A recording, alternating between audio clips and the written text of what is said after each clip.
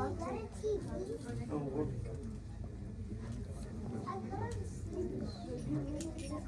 Krishna. Hare Krishna.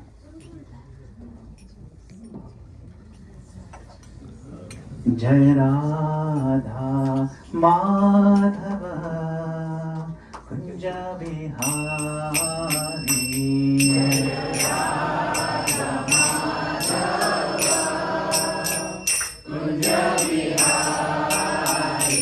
Jaya Gopi Jana Vallabha Girivaradhari. Jaya Gopi Jana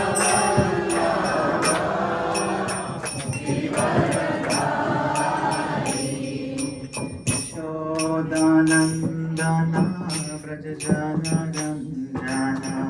Yashodanandana Braja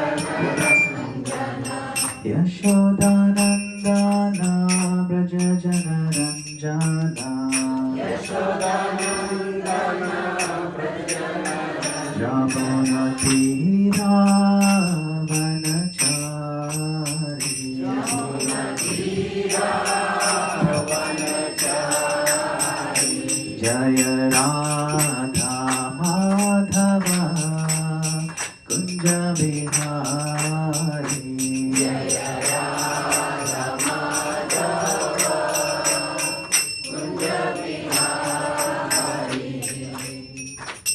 Radha Madhav की ओम अज्ञानतिमिरान्धस्य ज्ञानाञ्जनशलाकया चक्षुरुन्मिलितं येन तस्मै श्रीगुरुवे नमः। श्रीचैतन्यमनोभीष्टं स्थापितं येन भूतले स्वयं रूप उदाहरणं ददाति स्वपदान्तिकं। वन्देऽहं श्रीगुरो श्रीयुतपदकमलं श्रीगुरून् वैष्णवांश्च श्रीरूपं साग्रजातं सहगणरघुनाथान्वितं तं सजीवम् साद्वैतं सावधूतं परिजनसहितं कृष्णचैतन्यदेवं श्रीराधा कृष्णपादान् सहगणललिता हे कृष्ण करुणा सिंधो दीनबंधो जगत्पते गोपेश गोपिका कांत राधा कांत नमोस्तुते। तप्त कांचन गौरांगी राधे वृंदावनेश्वरी वृषभानुसुते देवी प्रणमामि हरिप्रिये। वाञ्छाकल्पतरुभ्यश्च कृपा सिन्धुभ्येव च पतितानां पावनेभ्यो वैष्णवेभ्यो नमो नमः। जय श्री कृष्ण चैतन्य प्रभु नित्यानंद श्री अद्वैत गदाधर श्रीवासादि गौर भक्तवृंद। हरे कृष्णा कृष्णा कृष्णा हरे हरे हरे राम राम राम हरे हरे। ओम नमो भगवते वासुदेवाय। ओम नमो भगवते वासुदेवाय। ओम नमो भगवते वासुदेवाय। ओम नमो भगवते वासुदेवाय। ओम नमो भगवते वासुदेवाय। ओम नमो भगवते वासुदेवाय। So before I begin today, I would like to very respectfully offer my humble obeisances to our senior most devotees here, His Grace Vishnu Vida Prabhu, Pranam, and His Grace Balabhadra Bhattacharya Prabhu, Pranam. Both have given their entire lives in the service of the mission of Srila Prabhupada. Both have served decades as leaders of ISKCON centers.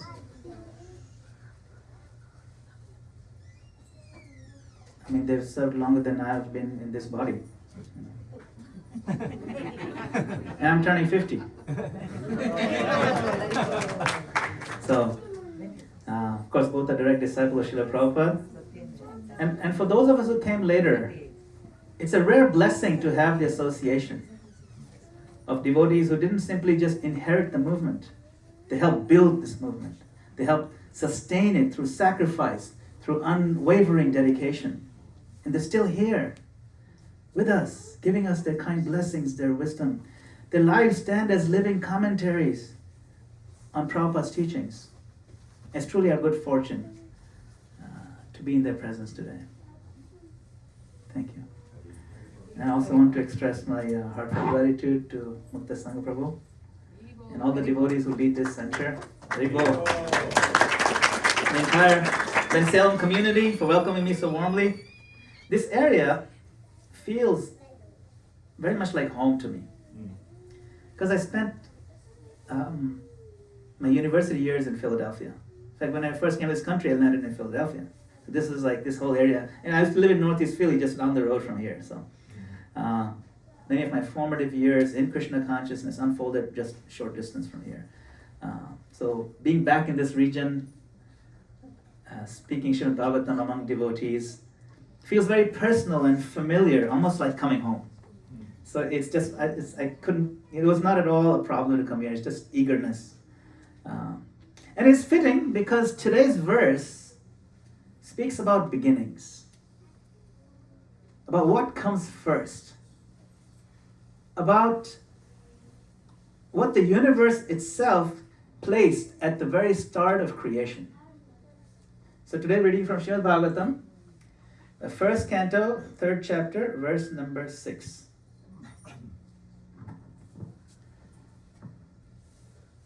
Sa eva prathamam deva Kumaram sargamashrita Chachara dushcharam brahma Brahmacharyam akhanditam. The translation and purport by His Divine Grace A.C. Bhaktivedanta Swami Srila Prabhupada. Srila Prabhupada ki. First of all, in the beginning of creation, there were the 4 unmarried sons of Brahma, the Kumaras, who, being situated in a vow of celibacy, underwent severe austerities for the realization of the absolute truth. Purport. The creation of the material world is effected, maintained, and then again annihilated at certain intervals. So there are different names of the creations in terms of the particular types of Brahma, the father of the living beings in the creation. The Kumaras, as above mentioned, appeared in the Kaumara creation of the material world. And to teach us the process of Brahman realization, they underwent a severe type of disciplinary action as bachelors. These Kumaras are empowered incarnations. And before executing the severe type of disciplinary actions, all of them became qualified Brahmanas. This example suggests that one must first acquire the qualifications of a Brahmana, not simply by birth, but also by quality. And then one can undergo the process of Brahman realization.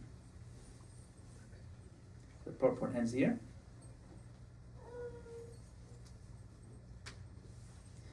The 4 Kumaras. This verse, it quietly reveals something extraordinary. When the universe began, before the planets were populated, before families expanded, before society organized itself, what was the first emphasis? The very first emphasis, if you read this verse carefully, and the purport, was not enjoyment. It was not even productivity. It was not even expansion. What is the emphasis? It was purity. It was restraint. It was self-discipline. It was realization of the truth. The first teachers of the universe were not kings or warriors. They were sages. And remarkably, they appeared as children. 4 Kumaras, Sanak, Sanandan, Sanatan, Sanat Kumar, eternally appear as young boys. And yet they're among the most realized beings in creation. This alone carries an important lesson, especially for children. Yeah, the children. wisdom does not depend on age. Don't think I'm a kid so I can afford to be, less intelligent. No. All children can be super intelligent, super wise. Depth does not depend on appearance. Just because someone looks a certain way doesn't mean they can't be deep. They were mistaken by the Dwarpalas. JVJ mistook them to think, they're just kids. No. So all of you kids, you should be all extraordinary kids. There's nothing stopping you. And you are. You should not come in your own way and think you can't do it. You can do it. You can be special, very extraordinary. Spiritual seriousness does not depend on how big or small someone looks. The Kumaras were born from Brahma. They kind of disappointed their dad, though. Because he wanted them to populate the universe, to get married and so on. But they refused. They're like, look at us, we can't get married. Who's going to marry us? They chose realization over reproduction, understanding over expansion. And the Bhagavatam does not criticize them for this choice. It glorifies them. See? The verse says that this practice what? Brahmacharyam akhanditam. Unbroken discipline. Not occasional discipline. Not based on convenience or when they felt inspired. Steady, continuous, uncompromised discipline. For children, this can be understood very simply. If you want to be good at something, whether it's academics in school or sports or music or art, you have to practice regularly. Not just when you feel like it. You do something good. The Kumaras practice focus on truth with the same seriousness, except what is their goal? To understand the absolute truth. Correct. Now for newcomers, it's important to understand that brahmacharya does not just mean celibacy in a very narrow sense. It means living with purpose. It means allowing for every desire or impulse to just go in the background. They'll come. Those who are serious don't allow these various desires and impulses to pull us in different directions. It means organizing our life around higher understanding. Yes, there is such a thing as lower and higher understanding. All understanding is not the same level. And for advanced devotees, the word akhanditam is especially striking. It means unbroken, akhandit. Khandit means broken. Akhandit means unbroken. Not, intense for a short time and then neglected for some time. Continuous. Not spiritual only in certain scenarios or certain spaces, but integrated spirituality in every aspect of our life. That is also part of akhandit. Because if you only practice spirituality in one part of your life and you don't practice somewhere else, that is not akhanditam. It has to be continuous. Everything in our life is continuous. Even our sleep can be dedicated to Krishna. Everything. So, the Bhagavatam is showing us that creation itself did not begin with enjoyment. It began with restraint. These are the first ones. They're a symbol of beginnings. It did not begin with consumption. It began with contemplation, reflection. Modern society often teaches the opposite. Enjoy first and wisdom may come later. Oh, you're in college, you should enjoy life. College is time to enjoy. No. It's the worst time to enjoy. Most people think it's the best time because that's when you're young. But actually, it derails your purpose of life at the time when you should be really focusing on what is important. So Bhagavatam reverses that logic. It teaches that wisdom must come first so that enjoyment becomes purified rather than destructive, rather than degrading. It's not that we don't enjoy. Life is Life is meant to be enjoyed. You have to know how to enjoy. Most of society enjoys by hitting their head against a brick wall and they think, oh, it's so nice. It's not. We have to know how to enjoy. This enjoyment, this is enjoyment. Dancing, kirtan. Listening to Vishnu Gada Prabhu sing. This is enjoyment. So beautiful. Yeah. Why should we listen to nonsense out there when so much melody and sweetness available right here?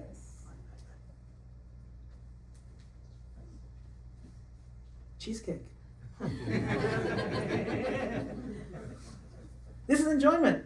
Not the nonsense cheesecake outside, but made with love for Krishna. So, the Kumaras teach us that purity is not the enemy of happiness. It is the doorway to lasting happiness. Srila Prabhupada explains in the purport, that's probably read, that before undertaking these severe disciplines, first the Kumaras became qualified by becoming what? Brahmanas. Brahmanas. Not by birth, but by qualities. We all want and need to become Brahmanas. No, you can become Brahmana. I thought you were born, you have to look at last name then, No. Last name is nothing, last name, first name, nothing is Brahmana. Brahmana is based on birth and quality. What are the qualities of Brahmana? Truthfulness. These days it's so hard to find people telling the truth.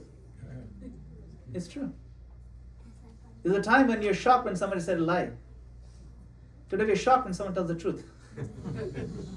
Oh, I can't believe he said the truth. Truthfulness, self-control, cleanliness, simplicity. Simplicity is a quality of a Brahmana. Be simple. Don't be complicated. Don't be deceitful. Be plain. And of course, knowledge. So spiritual life is never about entitlement. Oh, this is my right. No. It is always about qualification. We qualify ourselves by purifying ourselves. This applies to everyone. For children, what does it mean? It means learning honesty, obedience, and self-control early in life. These are spiritual strengths. They'll make you stronger. The more early you start practicing these things, you'll remember it when you're older, and you'll attribute your success to this discipline that's developed now. For younger people, it means protecting your inner life in a world that's full of distractions. Learning to say no is not a weakness. You have to know when to say no. It's a strength. It's a problem when we allow ourselves to be distracted by things, it makes our brains very weak.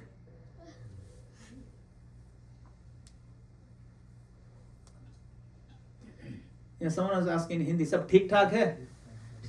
No, it's not TikTok because my children are watching TikTok. It's not nice because TikTok, these videos are just few seconds. Before we could watch the whole movie, now the attention span has shrunk. They can only watch 7 seconds. Then our mind jumps somewhere else. It's like a goldfish. It's really bad. It's ruining our brains. We need discipline to make sure we're not, just addling our brains with silly things. Say no. And for householders, what does that mean? It means discipline in relationships, integrity in our work, regulation of our desires. Brahmacharya does not end with marriage. It matures into responsibility, into fidelity. And for serious practitioners who are very deep and contemplative, this discipline means guarding the mind, conserving our attention. Ekeha kurunandana. The buddhi has to be focused. Our intelligence has to be focused. Conserving the attention. And avoiding complacency in spiritual life. Sometimes we get into, oh yeah, I'm chanting nice every day. No. We should be yearning and thirsting every day. Why am I not flooding the couch with my tears of separation from Krishna? Until we get to that point, we should never be satisfied. If we become some sort of complacency, we'll think everything is okay. Growth does not happen in a comfort zone. You have to move a little bit beyond comfort zone to grow. But not so far that you break. You have to stay within the breaking point. So the magic space is before the breaking point and above the comfort zone. Find that whichever, it's different for different people. Not the same one applies to everybody. Some people can lift 50 pounds, some people lift 500 pounds. Different capacities, but you find that little bit of discomfort, voluntary inconvenience where you can grow. See, that's very, very important.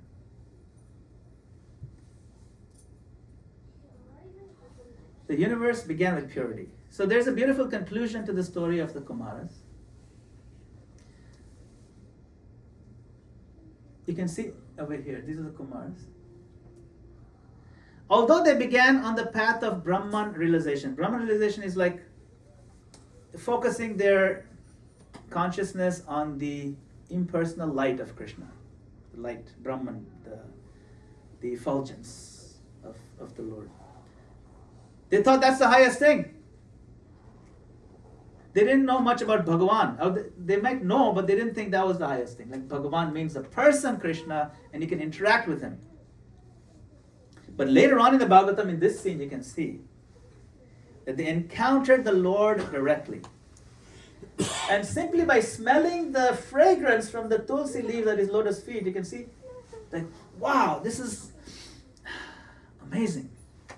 Their hearts melt and they become devotees, personal devotees of the personal Lord.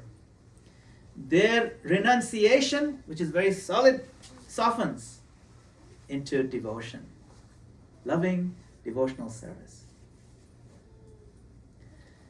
This is very important. Discipline is very important, but discipline itself is not the final goal. Love is the goal. But discipline prepares the heart to receive love. Otherwise, you may think this something is love, but it's just sentiment. The Bhagavatam begins with the Kumaras, the time of creation, to teach us that devotion is strongest when it's built on clarity. We have to know what's going on. Ecstasies, all the excitements of spiritual practice, they are safest when they're grounded in purity. We need to be grounded, otherwise those ecstasies can be mindless sentimentalism. It's imaginary. That's not Krishna consciousness. If there's no purity, that ecstasy is very misleading. Prabhupada will talk about this. He talked about what is called these sahajiyas. Sahajiya means people who take this Krishna very cheaply. Like there's men in India, some places, and there's a whole group of them, and they think they're like gopis, and they think they're Radharani. And they put on saris also. You see, this guy is wearing saris, and then like their mustache also, and beard, and they're like dancing, oh Krishna, Krishna, Krishna. Seriously, it's like really offensive. And then after they're doing all their kirtan, then they go and have a bidi, cigarette.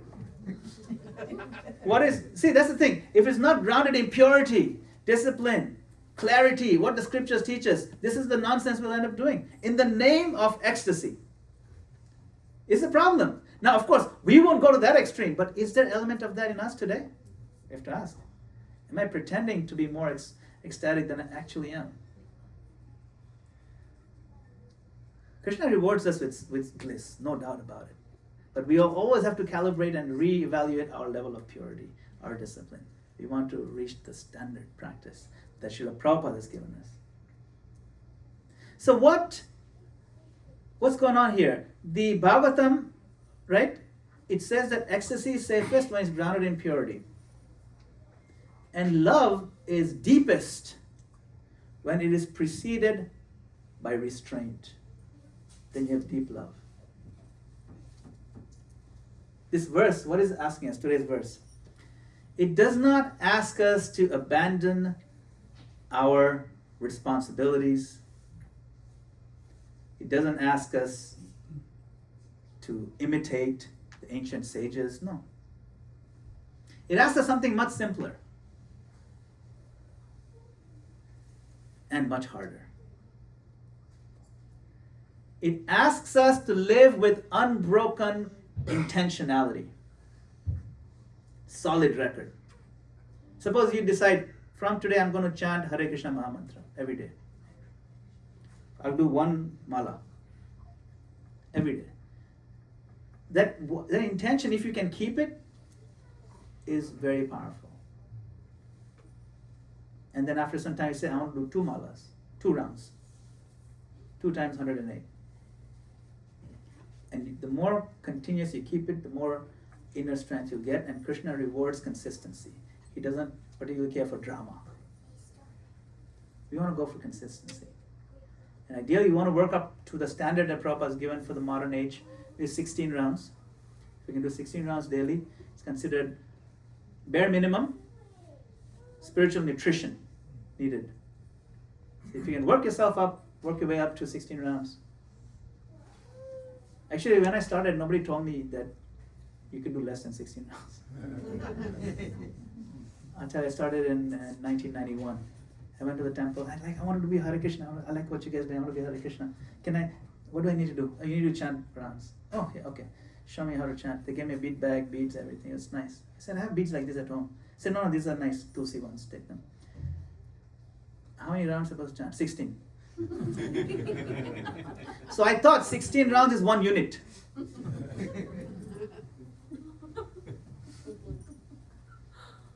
Since 91, I haven't chanted less than 16 rounds. 35 years. The continuity. See, the thing is, if you didn't know you can chant less, then you just do it. No, some people say, I don't have time, or maybe later, or I'm in college now, I'm in high school now, oh, now I'm about to get married, get engaged, and she's really nice. It takes time, Or we got married now, the baby is going to come in the way, it's so nice, but chanting is no time. Actually, time is not the problem. The problem is priority. If someone told you that every day you chant 16 rounds, you get $10 million cash. All of a sudden, time will be there. All of a sudden, midnight I will start. Why? Priority shifted all of a sudden. Nothing matters. Eating, sleeping, nothing matters anymore. Because, so it's not about I don't have time. When we say I don't have time, we're saying I don't recognize the value. Each day of 16 rounds is much more than $10 million, but we don't recognize the value. Each name of Krishna I utter is worth millions of dollars, but we don't recognize the value. That's the problem. So that is the importance of discipline, but also recognizing the value that these great sages teach us. So it's not saying you abandon your responsibilities, but it's asking for continuity. It's asking us to be sincere rather than being dramatic. Not be dramatic, just be sincere. It's asking us to be steady rather than having bursts of intensity. It's asking us something very, very important. It's asking us to look into the mirror and protect what is sacred in you. Why would you disrespect the sacred that's in you? This is you. This is yours. The sacredness in this heart space is yours only. Don't throw it in the trash. Nobody else is going to come and fly your plane. We all have to fly our own planes. We get inspired by others, but it's yours. No matter our age, no matter our stage of life, each one of us can live with akhanditam. I was in high school when I started. I went through the whole cycle. I came to a foreign country, Philadelphia, tough. It's hard, to adjust to Philadelphia, to come to a foreign country. Back in the 90s, no internet also. I had to write letters to my father and mother, written letters and send them. Because phone calls are so expensive. Yeah, I'm that old. But struggle with that and, learning the new language and trying to do good in the courses and maintaining your visa status and then trying to look for a job after that. All those ups and downs, but I didn't miss any day of 16 rounds. It's not something great about me. All I'm saying is, there's no excuse. That's what I'm saying. Nothing in your life, every stage in your life. And today I have a son also. We went through all the stages. We had a child. nice little boy. Actually, he's not that little. He's 23 years old. He's much taller than me. He's in second year medical school. He's doing all right. We went through all those things. We are very inspired to see devotees like Nandalal Prabhu, Mother Krishna Priya. They inspired us to how to be parents. I'm serious. I'm not kidding. They taught us, yes, this is how you raise children. And so we learned from them. And they're right here. So we had the blessings of amazing devotees. And if we have a little desire for akhanditam, that word in the verse, unbroken orientation toward the truth, then you don't need anything else. Everything else will fall into place. The universe began with purity, this verse. It is sustained by discipline. And it culminates in love, pure love. So in this age of Kali, what is that love? The wealth of pure love. Prema dhana is what? It's coming directly from the spiritual stratum, Goloka. Golokera prema dhana, Harinam Sankirtan. The holy name is the, prema dhana means what? The wealth of love of the spiritual stratum. We have been given direct access through the method of chanting this mantra. Hare Krishna, Krishna Krishna, Hare Hare, Hare Rama, Rama Rama, Hare Hare. So how many devotees are chanting japa? Can you raise your hand on a regular basis? Any number of rounds. That's almost everybody. Wonderful. That's so wonderful. This is our connection with Krishna. Srila Prabhupada told us, I've heard different quotes, the 90% or 99%. Sorry, 90% of our spiritual progress depends on this one instruction of daily chanting our japa while trying to avoid offenses. Namnamakari bahuda nija sarva shaktis. It means that how many of Krishna's energies, powers, potencies are invested in the holy name? How many? All. Sarva Shaktis. Yeah, that means none of them are missing. Namna Makari Bahuda Nija Sarva Shaktis. You see, all the potencies of the Lord are in His names.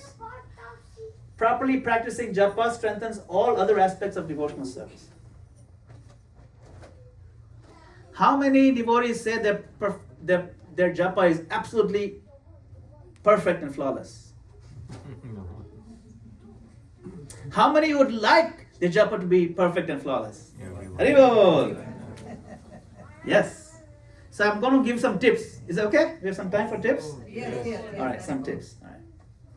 So we have this structure called 4 gates to successful japa. This structure was taught to us by our one of our gurus, His Holiness Sachinanda Swami Maharaj, in a japa retreat many years ago. And I found it very, very powerful. So, there are 4 gates. The first gate are the fundamentals. Means, when you chant japa, you keep your posture straight. You keep your back straight. Is it necessary to do that? Yes. I mean, there are no hard and fast rules. So it's not necessary. But is it helpful? Yes. Yes. You see, that's the key difference. It's not absolutely necessary, but it's incredibly helpful. But if you're a Prabhupada follower, it is necessary. Do you know why? Have you heard Prabhupada's japa recording? Hare Krishna, Krishna Krishna, Hare Hare. Say it properly.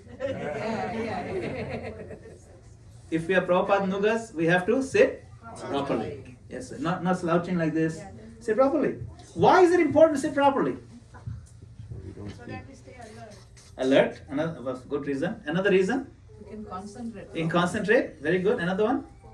Focus. Not fall asleep. Yes, don't fall asleep. I'm looking for a whole different angle on it.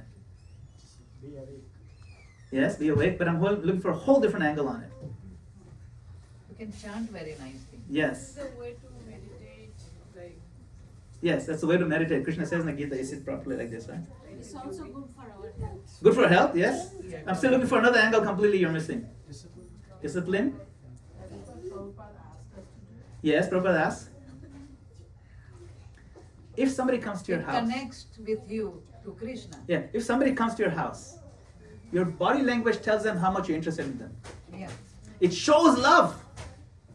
If somebody comes to your house and you put aside all your phone, everything, and you sit, squarely and make sure that you can, your open body stance and come, tell me, how's things going? It's been like, 6 months since you came. And then you open completely. Or you do your phone and the guy's still sitting there. Come, sit.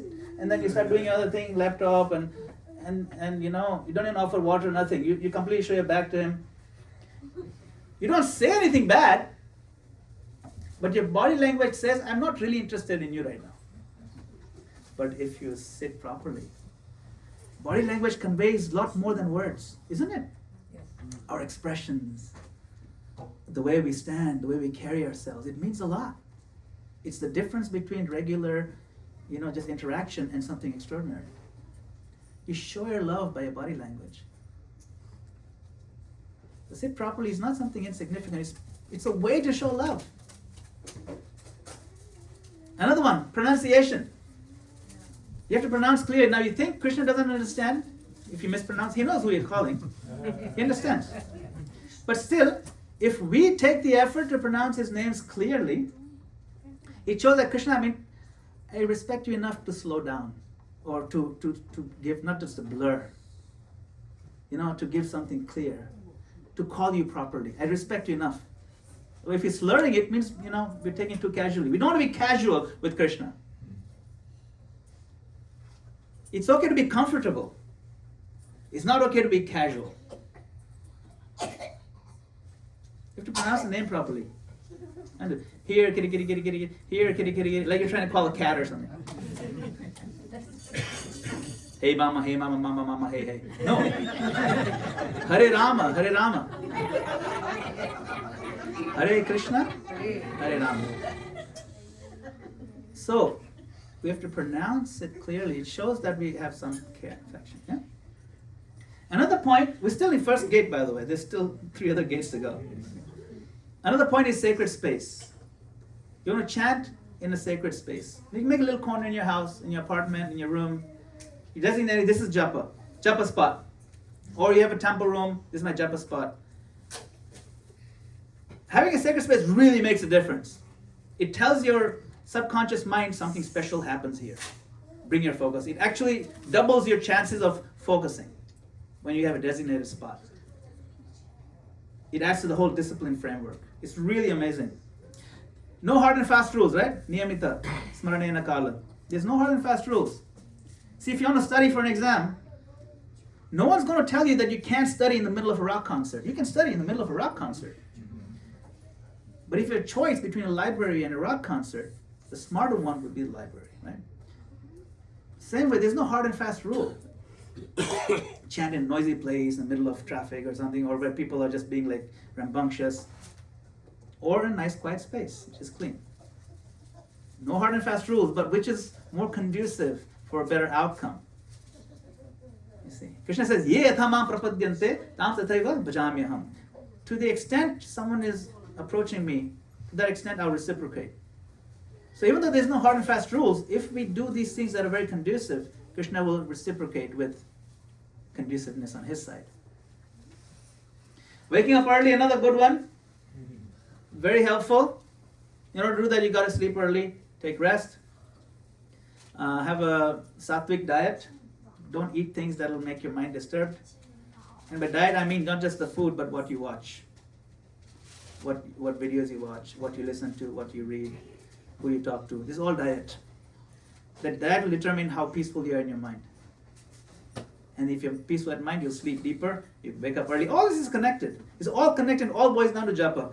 If you direct everything to improve your japa, your whole life will improve. Alright, that's just the first gate. Second gate is very difficult, the mind and intellect. Very hard to control. It's more difficult than controlling the wind. I'm talking about the wind that blows. Who said that? Arjuna. Arjuna is not very good at controlling the mind anyway, right? What is Arjuna's focus level?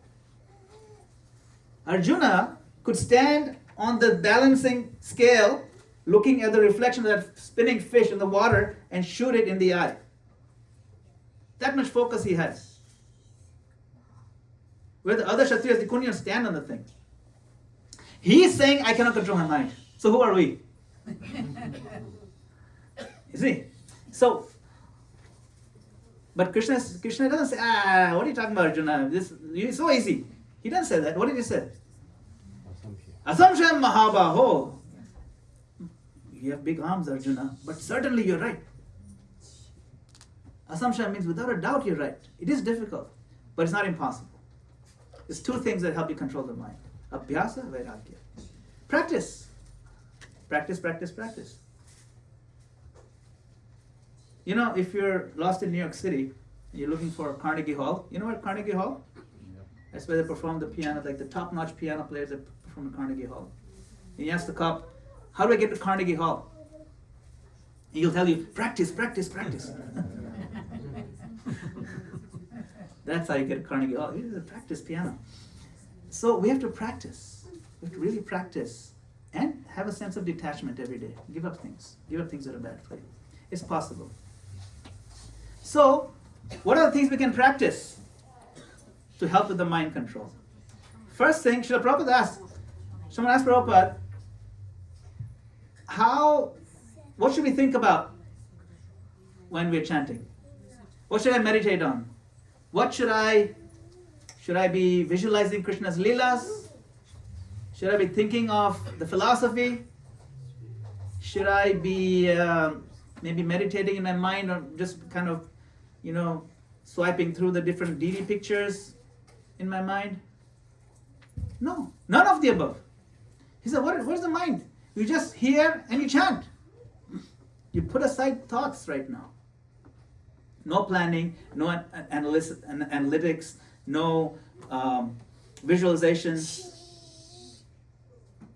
no philosophical processing. Just put it aside. No worrying also. Even worries. You think, I need to worry. No. Put the worries aside also. This is an opportunity to put all your worries aside and just hear. Okay, let's try it right now. We're going to chant 3 times mantra. Close your eyes, sit up straight. Okay? And we're going to only hear the sound. Forget it. Put everything else in a mug and put the mug on the side. Okay? And now chant 3 times. Very clearly.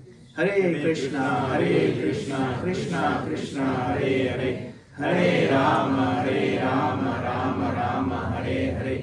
Hare Krishna, Krishna Krishna, Hare Hare. Hare Rama, Rama Rama, Hare Hare. Hare Krishna, Krishna Krishna, Hare Hare. Hare Rama, Rama Hare Hare. So now, it's not that hard. It wasn't that hard actually. We just convince ourselves it's so difficult. It's not that hard. Krishna says the mind is the worst enemy. It's also best friend. Why do we forget that part? Best friend part. If you keep telling your friend you're my enemy, then your best friend part will become your enemy. You just sit down, tell mind just be quiet right now. You're just going to chant. And in chanting, you take a break. Mind, you relax for some hours. You chant. Mind has to relax also. You don't fall asleep. You're going to focus. You're going to focus your consciousness and mind on the sound, on the name. Full focus. You're not going to sleep. You're going to sit up straight. You're not going to, do a zero gravity chair and just no. It's not about relaxing. It's about being comfortable, but not relaxing, not casual. Okay, mind is focused. Focus on what? The sound. Now this one, the third gate is very interesting. Heartfelt emotion.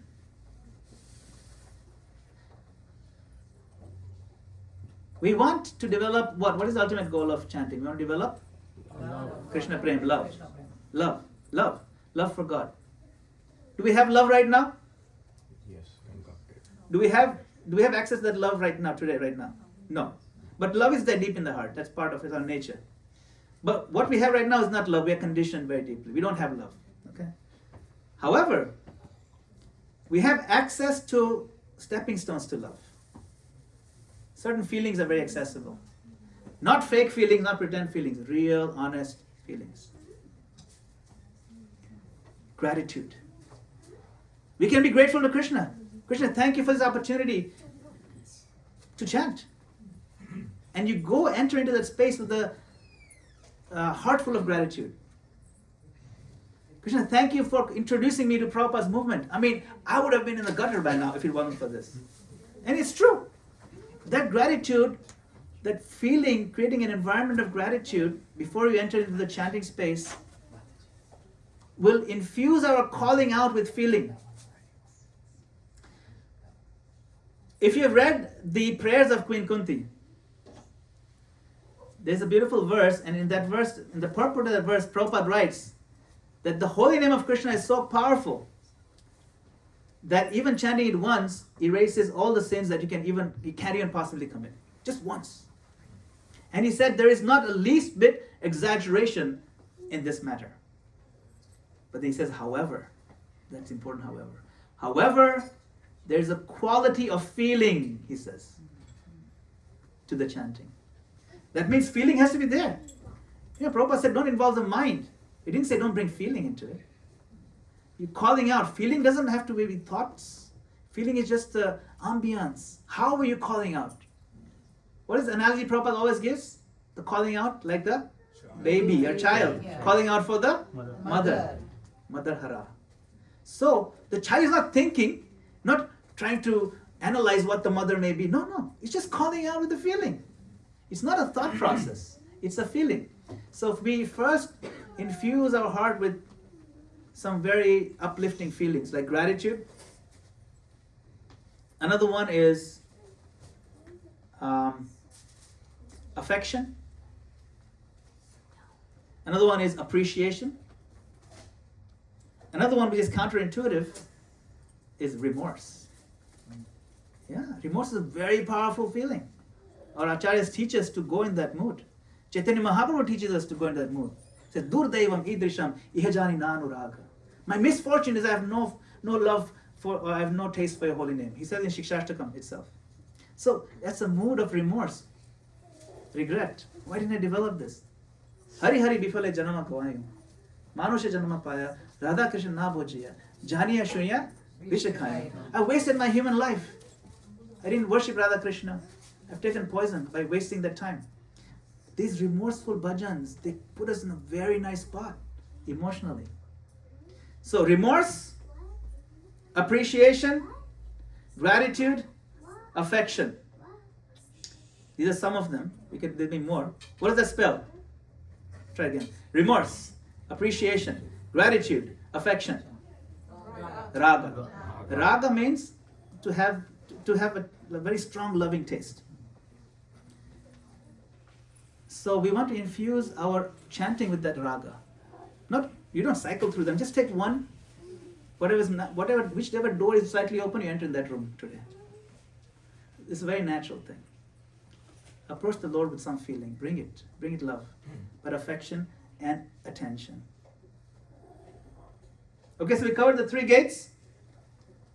The 4th gate, when you reach the 4th door, there's no handle on it. We cannot open it. The handle is on the other side. That door is called the gate of mercy. Mercy means Krishna chooses. We have to recognize that just because I reach this gate doesn't mean I deserve, I'm entitled. No. We have to be humble enough to say, I'm not entitled, my Lord, I'm just going to beg at your gate now. It's completely up to you if you can come. That is humility. This is now we come with that humble state of mind without any trace of entitlement. I deserve, give me. No. What? Who are you? If we come with the feeling of humility, then Krishna reciprocates with that. So we have to wait for him to show us mercy. This waiting part is important. Utsaha, nishchaya, dhairya, enthusiasm, determination. But then dhairya means patience. We have to be patient because it may or may not come, this mercy. But when it comes, we have to be ready for it. We can't demand here if you haven't even crossed that one. We have to cross these gates in sequence. And then we come here at this gate and knock and say, my Lord, I've given you everything I have. I've given you my posture, my pronunciation, everything. My mind is completely focused on your name, on the sound of your name. And my heart feelings are all at your lotus feet, my Lord. I have nothing more to give you. What can I give you? That is good japa session. Do you think we'll save more time in our japa by doing sloppy, mediocre japa? No. The amount of time is going to be the same, in fact, probably more. More. Might as well do focused, loving japa. Get something out of it. But it has to be akhanditam, discipline. We start a little bit at a time. Alright? What I taught in the last 10 minutes, we actually cover over an 8-hour seminar. I just condensed in 10 minutes. We spent several hours on each gate. I just kind of did it quickly. And we practiced quite a bit. So, this is some tips I wanted to share with all of you, because so many of you are chanting japa. Prabhupada said if you simply follow these principles of Krishna consciousness, success is guaranteed. You just chant, follow regular principles, avoid sinful activities, read. Please don't be lazy in the matter of reading Krishna conscious literature, Srila Prabhupada's books. Don't be lazy in that. Study it. Ask questions to the devotees. I encourage all the attendees to take up the active process of coming closer to Krishna from whatever level you're at. There's a whole vast world of spiritual bliss and happiness that's available to us. We just need to start our journey. Thank you very much for your kind attention and your valuable time. Srila Prabhupada ki jai. Is it okay if they ask? Yes, we can have questions if you have time. Yes. Hare Krishna. Anyone has? Anyone have any comments or questions? We can definitely do that. This one? Yeah, you want to use this one? Hare Krishna, Please go ahead. Prabhuji. Thank you very much for your wonderful class. It was very nice, very clear. I had a question about this akhanditam, which you are saying.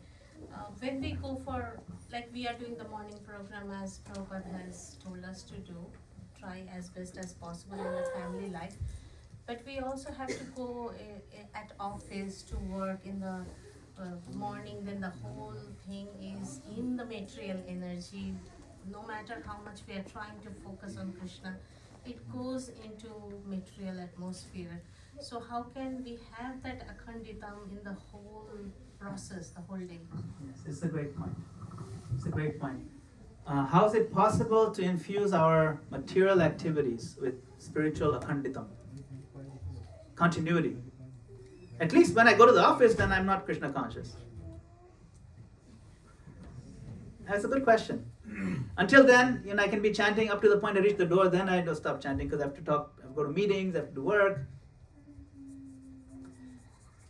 So what this akhanditam is talking about is everything you do has to be Krishna conscious, including office work. So we have to find a way to make that office work Krishna conscious. And Krishna teaches that in Bhagavad Gita very nicely. Right? He says, Tasmat sarveshu kaleshu mam anusmara yudhyacha. There's a verse like that. He says, therefore, Arjuna, sarveshu kaleshu, at all times, mam anusmara, while remembering me. Anusmara means following my remembrance. Anu means follow. Anusmara, following a remembrance, yudhyacha, shoot the arrows. So when you're remembering Krishna while you're doing the work, how do you remember Krishna while doing the work? It's important to do the work for Krishna. I say, okay, when I do the work, I'll get a paycheck. With that paycheck, I'll pay my mortgage. And I'll buy some groceries. And I'll pay the car bills. And I'll put some savings for the future. Okay, what will I do with the mortgage? Well, I have a house. I need to sleep. Yes. But can I practice Krishna consciousness in that house? Yes, of course. I have a little temple room. Can I invite every now and then some devotees to do kirtan? Yes. So now you connect that. That kirtan is connected to your office work because the mortgage payment pays for that kirtan's program. And the fact that you're doing japa in the room. And the fact that you're cooking for Krishna. And the groceries are all going to be offerable. So everything gets connected, including diapers. Everything. You're raising your children to be Krishna conscious. Cleaning the diapers of children is not beyond the scope of bhakti. That is also bhakti. But we have to see that connection actively.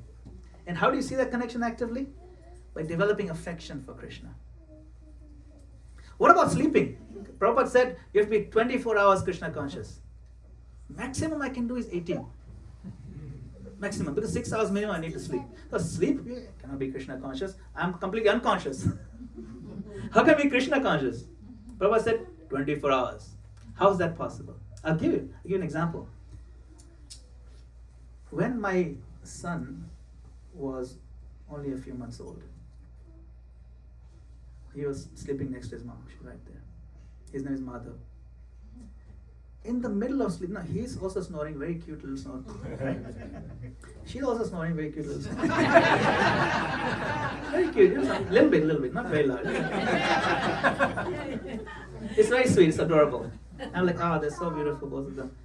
And then in the middle of the sleep, her hand comes up, she says, Madhav, Madhav, and then she touches and she smiles, and she's still sleeping. That means she's conscious of Madhav even in the sleep. And this is not extraordinary. In fact, if it doesn't happen, that's abnormal. It is very normal for a mother to be fully affectionate to the child. You think she's not thinking of him 24 hours? Even today she's thinking of him 24 hours, even though he's in medical school in Michigan. It's very normal and natural. Fathers maybe not 24, 2-3 hours. But mothers have real love. So, you understand my point. If you have affection for Krishna, that will infuse into every aspect of life, including sleeping. It is not unnatural, because loving Krishna is the most natural thing for the soul. So, as we make progress and we read about Krishna, amazing. Prabhupada said, read Krishna book before sleeping, so you'll dream about it. That dream is also nice. Then even the sleeping becomes 24-hour Krishna conscious. So you have to connect everything you do for Krishna. Don't do something that is sinful. If you're doing something sinful, you have to remove it from your life, because that part you cannot connect to Krishna. That is why we have these regular principles, and then everything else can be offerable. Is that okay? Yes, thank you so much. Hare Krishna. Anybody else? No questions? Thank you. Everyone understood. So there are some online devotees too. Sure, okay. So online devotees, if you have any questions, please unmute yourself. Very good.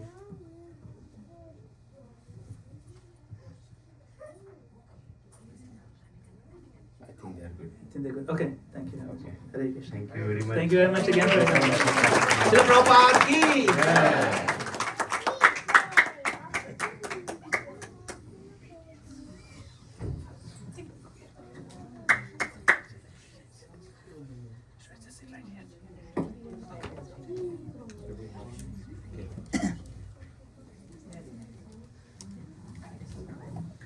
So thank you very much Prabhu for wonderful deep into Srimad Bhagavatam. So also we have a special event, you all know that. This is a surprise event. Yeah, we know. What is it? Surprise, no. How is it surprise then? Sheila, You all yeah. know. So we have amongst ourselves, we have a very senior devotee. Whatever he explained, all those qualities, I personally see in him. Haribo. Okay, so Grace Balabhadra Prabhu ki. Haribo. So very recently he had his 74th birthday in Atlanta, and we didn't get that opportunity. So we want to take that opportunity here today to have his presence. Prabhuji, if you can please come over here. I'm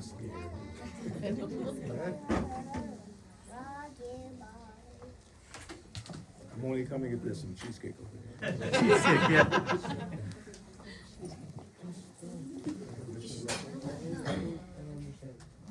I would also request His Grace Vishnupada Prabhu, please come over here. I tell you.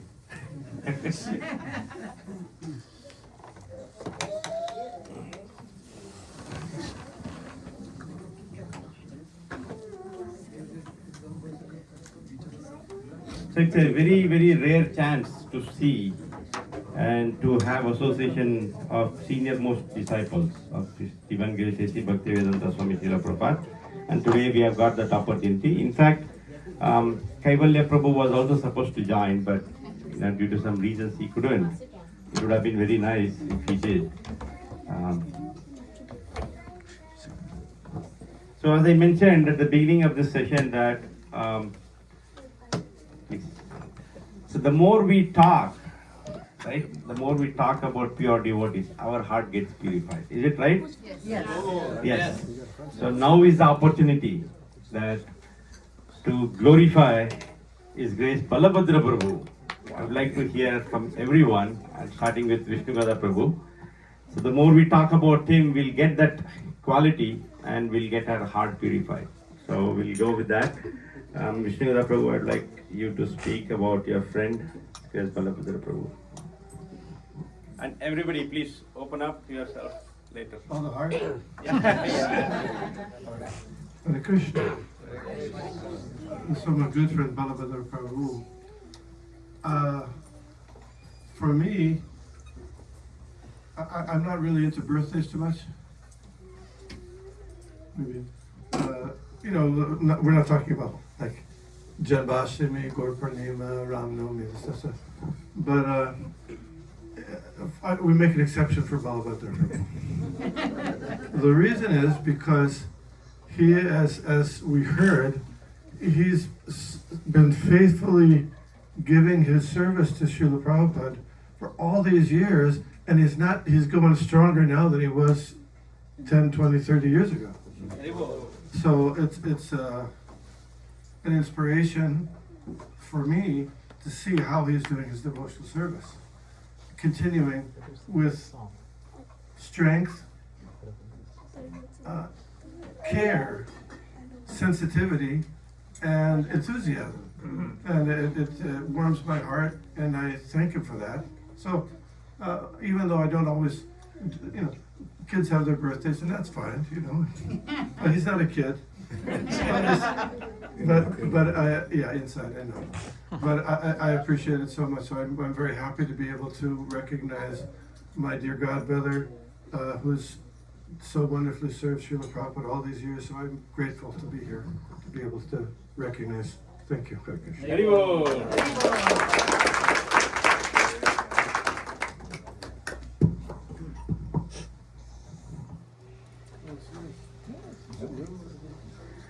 I've had a good fortune of having association of Balabhadra Prabhu for a number of years now.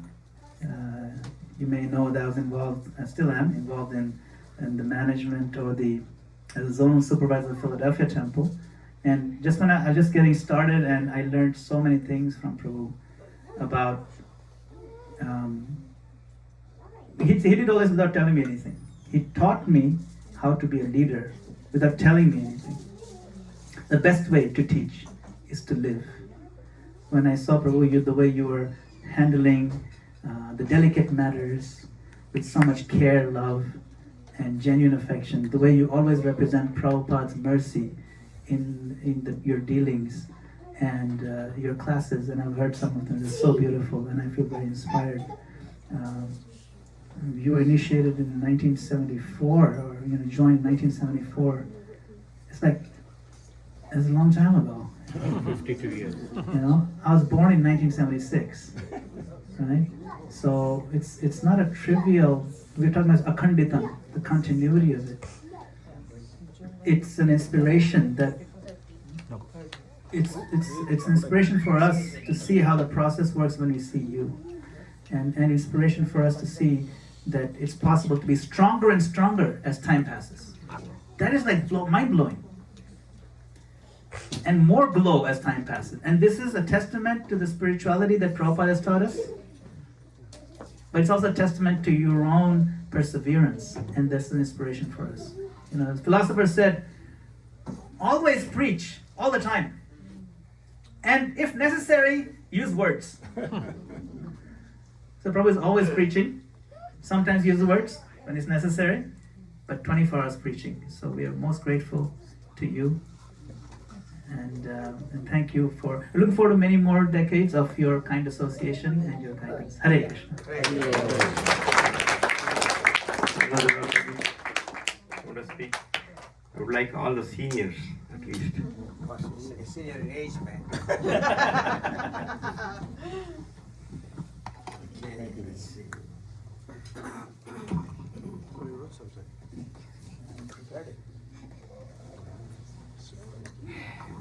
Hare Krishna, Balabhadra Prabhu. Please accept humble obeisances, all glories to Srila Prabhupada. It's my very good fortune to be part of your class on Tuesdays. Okay, and happy Krishna conscious birthday, by the way, and many, many, many more. So, I want to take this opportunity to express my profound appreciation and gratitude for the wonderful service you render through leading the Tuesday classes especially. Because that's like our personal contact with you, personal association. And you have been instrumental in helping us understand many of the difficult topics in the Bhagavad Gita, as well as what we're doing right now, Nectar of Devotion, and there will be many more, I'm sure. Okay? So I feel very fortunate to be part of this group, this Tuesday group. I know people may not know about this Tuesday group, but it's like between every Tuesday, 1:30 to 2:30, we have a gathering. It's on conference call. So you do it from your home. And we have about 10 people, somewhere around there. And it's very inspiring and very good opportunity to learn everything. So again, I find particularly inspiring your sharing of the personal experiences with Prabhupada, Srila Prabhupada. And that is something that we don't find in the books or something, and we learn a lot from there. And well, especially, some of these experiences that you describe are like transcendental jewels for us. We never hear from anywhere. And there's a lot to learn. And this is just one aspect. The other aspect is the answers to the questions that we have for you during the class. And you are very, very to the point when you answer the questions. And we are very grateful for that too, and that has a lot of value. Okay? And just like Prabhu mentioned, you have been a really dedicated servant, Prabhupada servant. And there's so much service throughout your life. I don't know how many years, but I know it's at least 50. So may you continue to enlighten us and inspire us. And thank you very much, Prabhuji, again.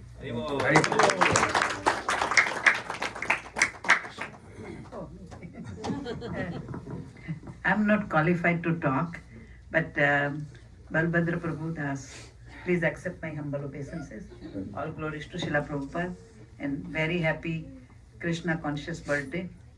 On this day, I like to offer my gratitude for the Tuesday class. I also come, and the way you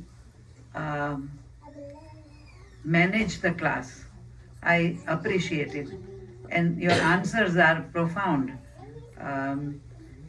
We started to appreciate by doing your classes Prabhupada more and more and more. Also, your services are very valuable to us. We didn't get a chance to meet Prabhupada. I was a student at the Villanova University, but I didn't have money to go anywhere. So at that time, I was just student. But I saw devotees on Harinam in Philadelphia, and I told my brother, I want to quit the school, I want to join the Hare Krishna. So he says, you can't do that, you are foolish. So anyway, but Balbhadra Prabhu, thank you very much for all your classes, all your blessings, and all your teachings, and whatever you learn from Prabhupada, you convey to us, and it is very precious to our heart. So thank you very much, and wishing you many more happy Krishna conscious birthday, and you can serve Prabhupada and inspire us in this way. So that is my take for the day. Hare Krishna to you. You joined Hare Krishna anyway. Yeah, but I joined Hare Krishna anyway, because give it to Parima and Subhadra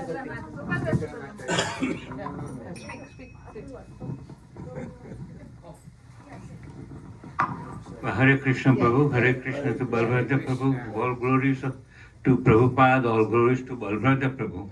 Please accept my humble obeisances. of course, at the same time, Vishnu Gada Prabhu, first disciple of Prabhupada, whom I met in New York.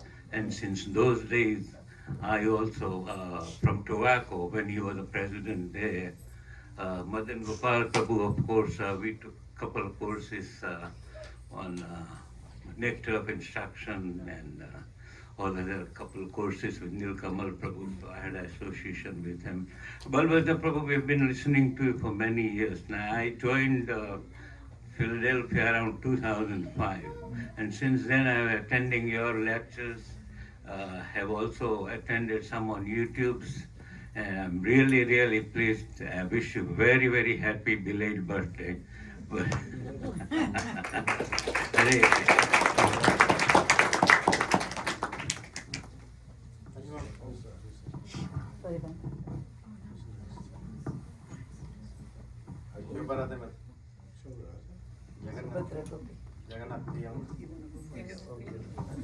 Hare Krishna, Balabhadra Prabhu. I'll ditto everything that everyone has already said, and I won't repeat all of that. I just want to say that 4 years, I had very stressful 4 years a few years ago. Every time I would call him, I'd send him a text and say, Balabhadra Prabhu, I need some hand holding.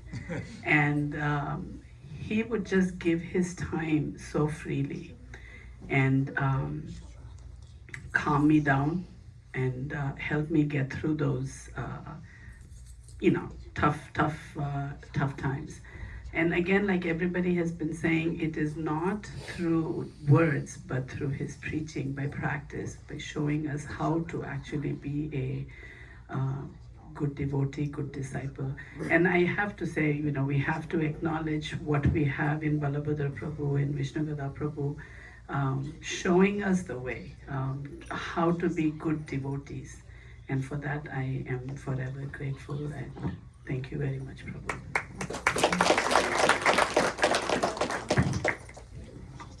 Hare Krishna.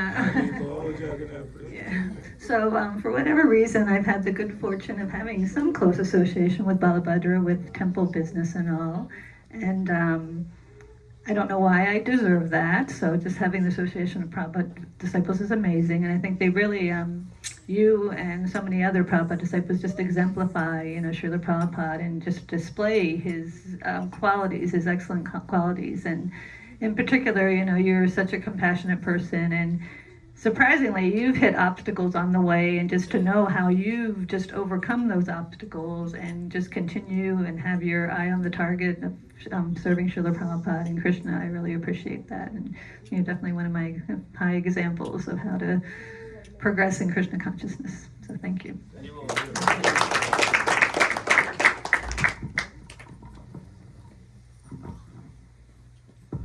Hare Krishna Prabhu. Hare Krishna. Listen, I'm walking in your footsteps. I'm also getting to be, I'm in the 74 age. Okay, not 75 yet. But in the previous administration, I worked with him and I had an opportunity to talk to you so many different ways, and you have been there for us. And we profited from that spiritually, and you have been a good guide for us, okay? And we still follow you. Vishnupada Prabhu is like, I know him from all the disappointments, also from my family, my brothers, sisters, everybody. When they, departed from this world, he was a good guide to me too. So you both are really like a good pillars, for us. So no matter what happens, we are going to be here. We'll be there to follow you. So be guiding us, and let's do the best we can for Krishna consciousness.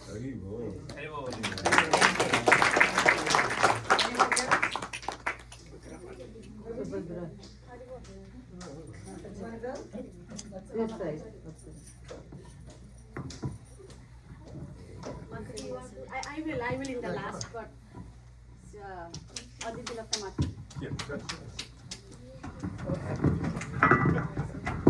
Hare Hare Krishna Prabhuji, happy belated birthday. As everyone already said about you and Vishnu Gada Prabhu, it's the same. We always try to follow you.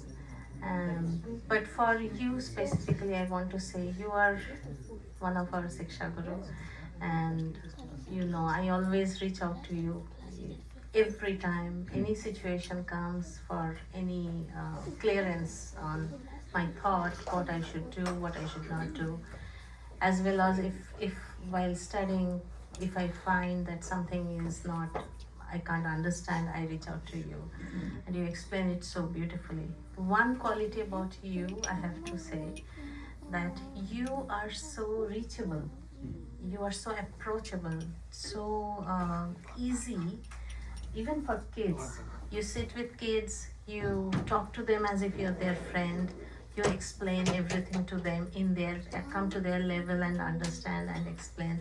You come to my level, you make me understand that, oh, you're a silly person, this is what you have to do. You come to everyone's level and you explain them as they are. You know, you don't make us feel that, oh my God, should I talk to Balbhadra Prabhu? It's so easy to talk to you, and thank you so much for always being with us. Thank you. Thank you.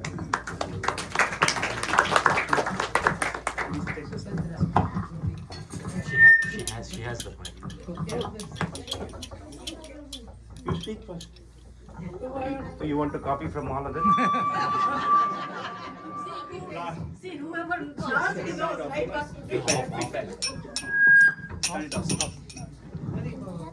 Hare Krishna Prabhuji, belated birthday wishes to you. I was trying to recollect when I first saw you when we were in Atlanta in 2018, when we went to a home program for Guru Maharaj when he had come. So we were sitting in that corner and I still remember that time. I wanted to thank you for all your love that you showered on our son. We are indebted for that, and you came all the way from Atlanta when he was going for a surgery. Thank you so much for your blessings. He came out wonderfully well. Thank you so much, Prabhuji. We always look forward for your.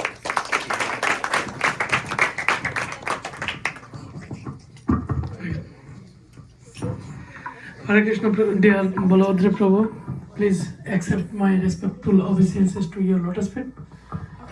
I found you, especially all the qualities of the Vaishnavas, it's very great, everything.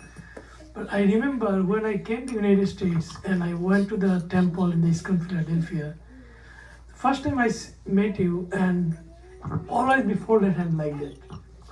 I thought, I don't know who is that. Then you hugged me and just asked me something, what is your name and where is from, everything. But I don't know you are the president of this ISKCON Philadelphia.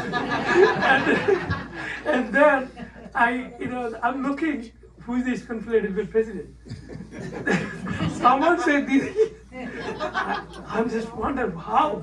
Saying your humility, your this always be something. Doesn't matter who is the junior devotee, senior devotee. You always taking care of the devotees. This is the very remarkable. The qualities I found is very simple, very humble. Thank you, Prabhu. I wish you all the best.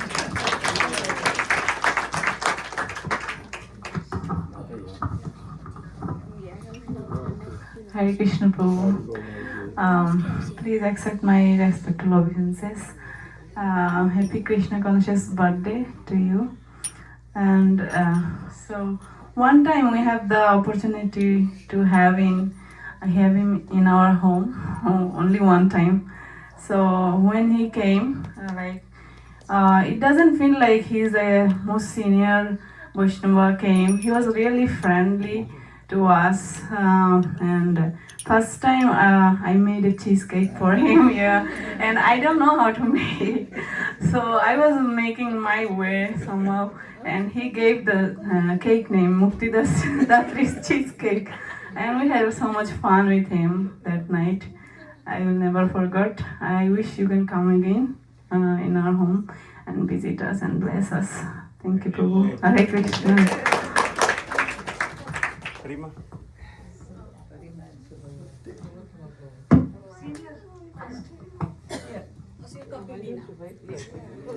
Before I say here, he wants to say.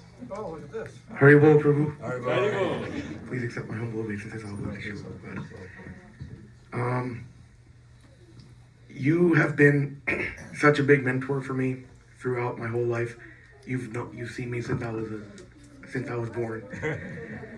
And I remember the one time you told me, like when I was 4, I had a milk bottle in my mouth, and I come up to you and you go, next time I come, never have a milk bottle in your mouth. And then the next time you came, I didn't have a milk bottle, and I was like, are you proud of me? Are you proud of me? So ever since then, I've known our relationship is very special to me. That's just one of the many things me and Prabhu have together. We have so many good memories that I cherish for my whole life. I will always cherish, especially our car rides together, our conversations. So I really thank you for everything you've done for me, Prabhu.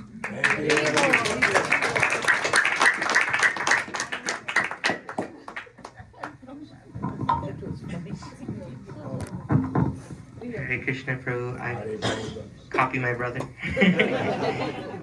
I've also known you my whole life. I guess before I was even born, you knew our family. I also echo what Shobharade Mataji said. You're always a guiding light, helping with certain difficulties that go on. And then also, just as my brother said too, mentor, like our grandparent figure. Our grandparents are all the way in India, but I always, whenever you come to visit, it gives us a chance to serve you in that aspect. And it also gives me a chance to cook for you, which is, I think, where most of our memories come from, is all the different creativity things I feed you. But again, happy belated birthday, and thank you.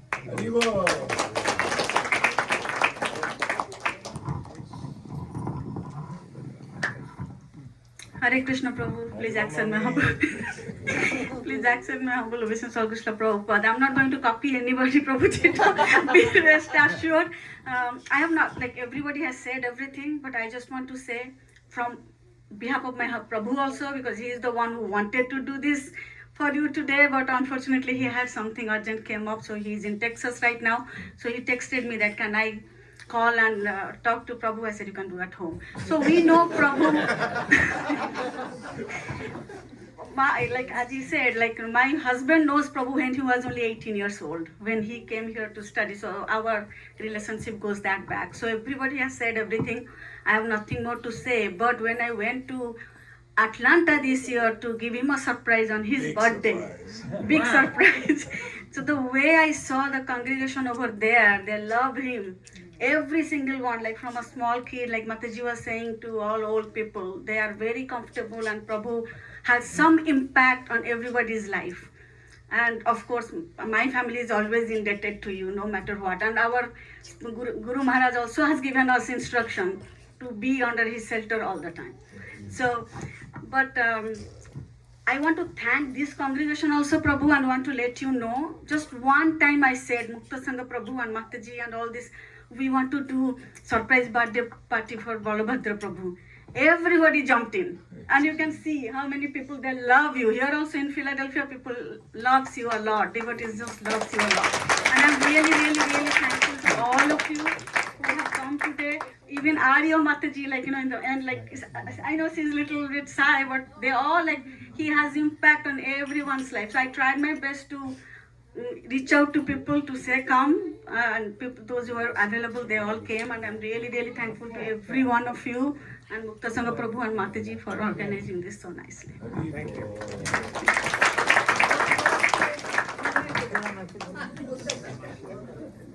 Yeah, Mataji is also there. No? Mataji is there. Our Nectar of Devotion family, Purnamasi Mataji. She has come from so far away. Yeah. Oh. Hare Krishna Prabhuji, please accept my humble obeisances. All glories to Srila Prabhupada. I have been associating with Prabhuji for like such a long time now, at least more than 10 years, and I had that good fortune of joining the Tuesday classes and I found that his experiences really enriched me, especially his time with Srila Prabhupada. After the class, I would always feel that, Balabhadra Prabhu is a very, very rich man. He's very rich because all those experiences, money cannot buy, nothing on this planet can buy those experiences. You cannot get those experiences easily. And when he shared those experiences, I would feel so wonderful about his Harinam, how he did the Harinam, and how he came to Krishna consciousness, and all those things. I mean, it was so wonderful just being on the call and hearing him. So I'm really, really indebted to you, Prabhuji, for all those wonderful uh, basic classes and all those enriching experiences and moments that you shared with us, and that really helped us progress spiritually in Krishna consciousness. And please, please pray for us, Prabhuji, that we stay under your shelter, and we also walk the spiritual path behind you. So please accept my humble obeisances again, Prabhuji. All good is to Srila Prabhupada. And all the devotees here, I really, ex- uh, offer my obeisances. Hare Krishna. Hare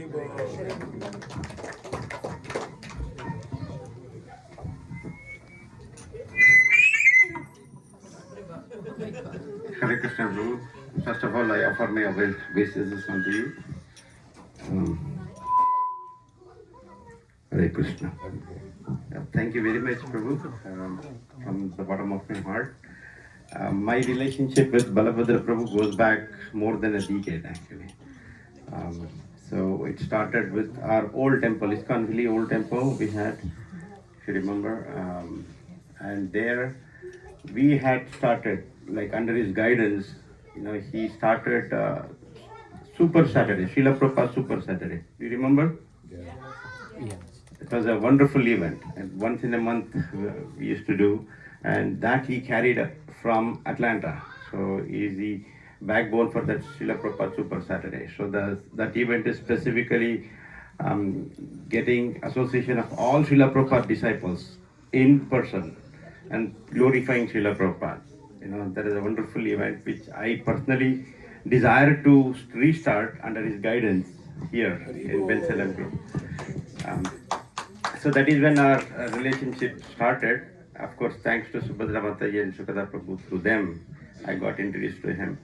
And later, under his management, even he was the president and also he was the team leader. So I worked a lot under him. So the more tougher the times were at the temple, the more closer I became to him, because he is the one who guided me how to deal with various situations, management-wise. So I'm very indebted to him. Thank you very much, Prabhu, and wish you a very, very good health, forever. Thank you. So another devotee who is very close to him and whose relationship started from Atlanta is here among us. So Rishibhanu Prabhu. So they are known each other for, he will tell. Hare Krishna, please accept my humble obeisances. All glories to Srila Prabhupada. All dandavats to all the assembled devotees. I know my association with Balabhadra Prabhu for over 25 years. So I met him in year 2000. The first day when I walked into Atlanta temple, I attended his lecture. Initially, I was not I was an atheist before I came to ISKCON. I was an atheist. The first lecture when I heard about Balabhadra Prabhu, it changed my heart. Right from 2000 onwards, I keep associating with him. He totally convinced me why that Bhagavad Gita is very useful and why I need to be in Krishna consciousness. He is my mentor. Not only that, even though I am professional mridangist, but I learned so many things from Balabhadra Prabhu. And in my view, he is a preacher, he is a temple management, he is managing Radha all the activities, whatever we are doing in ISKCON, we can check with Balabhadra Prabhu. He has such amazing experience. And whenever you see him, the first one which attracts me is a big smile. So always it attracts me. The first day when I talk to him, the big smile attracts me. And I never seen long face for the past 25 years. I never seen long face on him. So that attracts me. Still, he's continuing the same thing. Whatever that 25 years back I've seen, still he's continuing the same thing. Only thing is little bit, looks like little age. Other than that, the spirit, the preaching, everything same to me. Thank you so much, Prabhu, for association. Hare Krishna.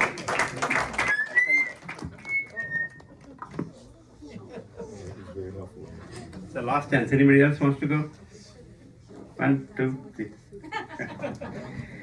So now, while we are setting up for the prasadam, so we'll have 5 to 10 minutes of kirtan by Madana-gopāla Prabhu. So we don't want to.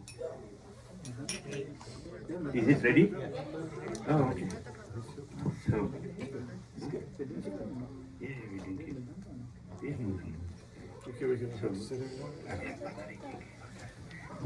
So, Balabhadra Prabhu, please stay here. We have cake cutting. Very well. Cakes actually, one is for Parima Mataji, she just had birthday on Wednesday. Haribol! Parima Mataji, please come over.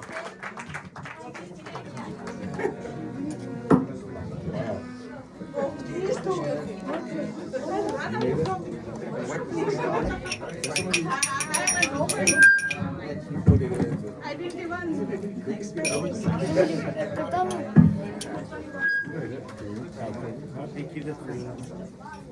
I used to.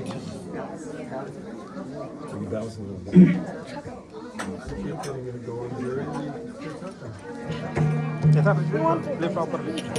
Play properly. I'm not morning. Go that side. Go that side. You knew that ahead of time. Go that side. Hare Krishna to you, Hare Krishna to you, Hare Krishna, dear Balabhadra Prabhu, Hare Krishna to you. Happy birthday to you, happy birthday to you, happy birthday.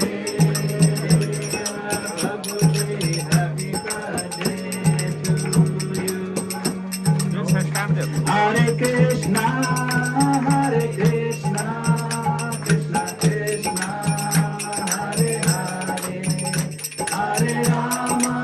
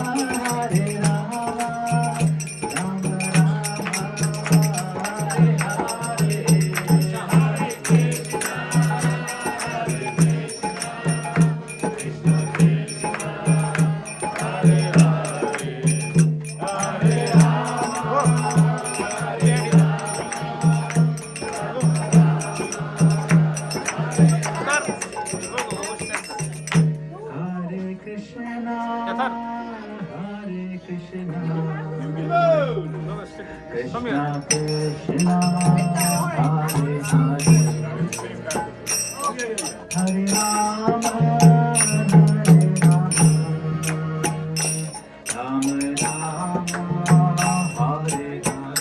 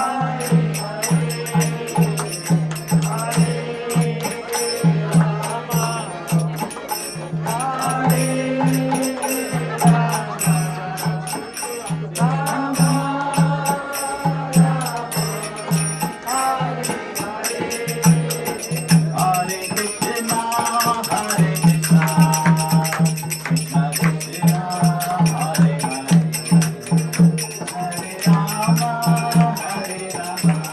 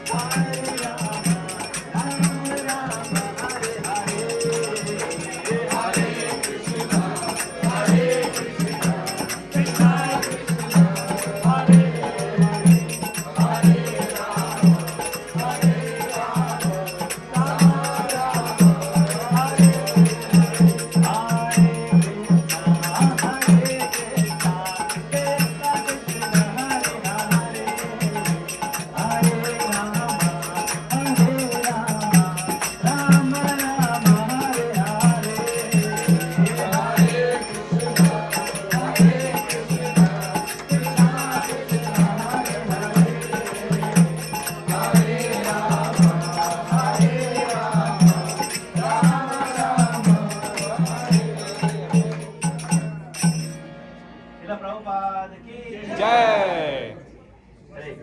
Hare Krishna. Stop it. Thank you.